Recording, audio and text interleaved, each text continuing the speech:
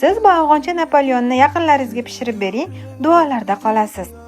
Idishga 600 gram unni elab solamiz va muzdekkina margarinni qirg'ichdan o'tkazib solamiz va urug'i holatiga keltirib olamiz.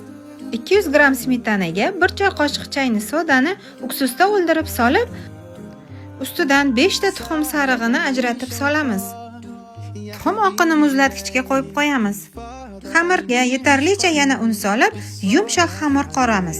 Xamirni tindirgani qo'yamiz. Tuxum oqiga 2 stakan shakarni oz-ozon solib ko'pirtirib, 2 piyola yong'oq qo'shamiz. Tingan xamirni 3 zuvalaga bo'lamiz. Har bir zuvalani list kattaligida yoyib, ustidan yong'oqli bezakni solib chiqamiz. 180 gradus haroratda 40 minutda pishirib olamiz.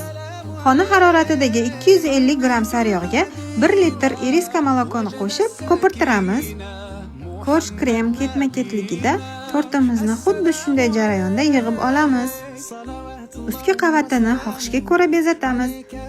Men araxis donalari va iriska moloko bilan bezatib oldim. Napoleonimiz tayyor bo'ldi.